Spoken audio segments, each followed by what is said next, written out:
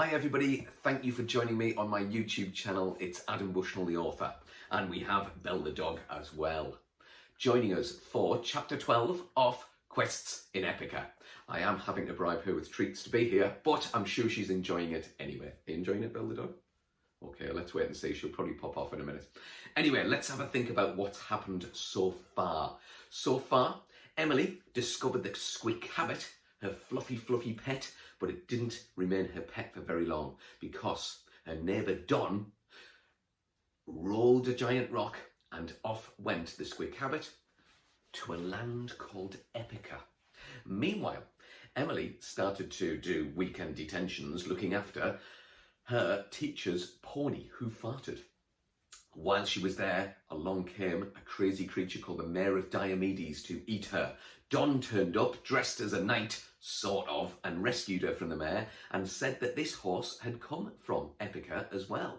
And then eventually, Don went to Epica to find out why these creatures were coming out of their realm, off their land, but he didn't come back. Instead, a witch called Baba Yaga Bonylegs came back. Emily then went to go meet the king, King Snodgrass, who said that she must go and save Don. But he called him by a different name. He called him Victor. And so Emily went to Baba Yaga's house to look into her crystal ball to find out where Don or Victor could be. And this is something that Emily had to do by herself, not even with the help of Dave the goat. Chapter 12 of Quests in Epica. The quest to save Don or Victor.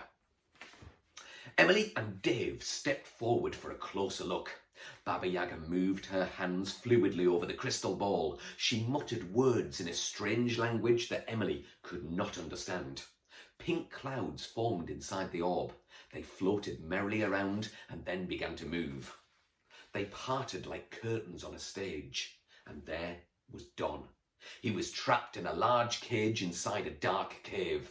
Bones were scattered all over the floor outside and inside of his metal prison. Don wore plate armour on his chest and mail armour on his arms and legs. An empty scabbard swung uselessly at his side. He kicked his leather boots at the bars. He looked more angry than scared. "Where is he?" gasped Emily. "In the cave of Huitzotl," answered Baba Yaga. Sweezotel? "Nearly," smiled the witch. "It's pronounced Huitzotl." "A Huitzotl," repeated Emily. "What is it?" "It looks like a blue dog standing on its back legs." "That doesn't sound so scary," laughed Emily. "It has human hands at the front, a large snout filled with razor-sharp teeth, and on its tail is another hand with claws." "Oh," said Emily. "And it's about 10 feet tall on all fours. Bigger when it's on those bad back legs," added Baba Yaga. "Oh," Emily said again. "Where?" asked Dave. 3 miles east of here." "How will I be able to rescue anyone? How will I fight a monster? I'm just a girl. I've got no magic powers or anything." "You are not just a girl," snapped Baba Yaga. "No one is just a girl or just a boy. You are unique. You are you. And you can do anything you set your mind to." The witch turned and stepped over to a hat stand. On top of it was a large bent witch's hat. In the part that was meant to hold umbrellas was a broomstick with several weapons around it. An axe, a spear, a mace, and a sword. Baba Yaga pulled free the sword. "Behold, Intestine Ripper." "Ooh," said Emily. "What kind of name is that for a sword?" "I didn't name it, don't blame me." The sword was offered to Emily, handle first. The girl took it and was surprised by its lightness. She swung it this way and that a few times.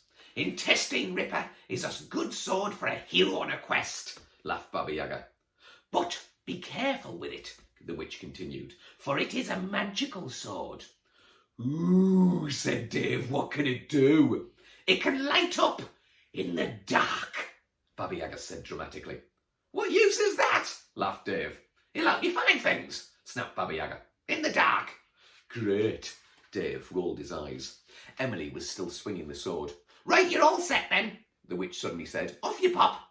"Wait, what? Is that it?" asked Emily. "Yeah, I think so. A glow-in-the-dark sword and a talking goat. Is that all I get?" "Hey," said Dave, "I'm awesome." "What else do you want?" snapped the witch. "An invisibility cloak, flying boots, an ice shield, you know, that sort of thing." "You've got a magic sword. Be grateful. Now go." The witch waved her hands dismissively, and Emily miserably walked out of the chicken-legged hut. "Hop on," Dave said cheerfully as he skipped past her. She jumped onto the goat's back, being extra careful with the sword. The creaking, crunching bone gate opened and they were off. Dave galloped as quickly as his little legs would carry him. Dave then chatted the whole time about life at the castle, when he lived with Baba Yaga, his favourite foods, anything and everything. But Emily, well, she was not listening. She was lost in thoughts of battle strategy and the imminent likelihood of her death. The forest gave way to fields. These in turn gave way to rocky foothills. Then finally, a mountain with a great gaping cave carved into the middle of it. "We're here," Dave said cheerfully. Emily dismounted her steed and tried to look brave. The black hole entrance stared down at them. Dave leapt up the side of the mountain like a goat, actually. Emily did her best to follow, but she stumbled and fell several times. Rocks tumbled and stones rolled as she ascended. Eventually, they reached the cave entrance and peered inside. Gripping the sword firmly in one hand, Emily walked in. "Could you have been any noisier?" Huh. A familiar voice called out in the darkness. It was Don. Emily smiled. She ran into the black cave and the sword illuminated it. Yellow light filled the darkness, revealing stalactites, stalagmites, bats and other cavey things. The cage was held at the back. "I'm so glad to see you," Emily gasped as she approached the imprisoned old man. "Me too. Whoever you are?" asked Dave. "And I am glad to see you." The last voice didn't come from Don, or Emily, or Dave. It was a growling, deep bass of a voice. If a Rottweiler could talk, it would have sounded like that. Emily turned. Emily screamed. Because she had come face to face with a Huitzotl. I wonder what that creature would really look like. There was a bit of a description there. Maybe you could listen back to this chapter, listen to the description again and draw a picture of a Huitzotl. Or even do a little bit of research about a Huitzotl. It's a South American monster. The Aztecs and the Incas used to tell stories about them. See if you can find a picture of this blue dog with a hand on the end of its tail. Draw your own picture, find out some facts, create a fact file about other Aztec or Inca creatures, and you can send them to me. Send them to me, get in touch via the YouTube channel, but also get in touch via Twitter, Facebook, Instagram. Get in touch and let me know what you're thinking of Quests in Epica so far. Show me your pictures, show me your writing. I'd love to hear from you. And then keep tuning in to the live storytelling on the YouTube channel, but also to the next chapter, chapter 13 of Quests in Epica. I hope you're enjoying it more than Belle the dog is. She is asleep on the floor down there. Hopefully it hasn't sent you to sleep, and hopefully you'll join me again.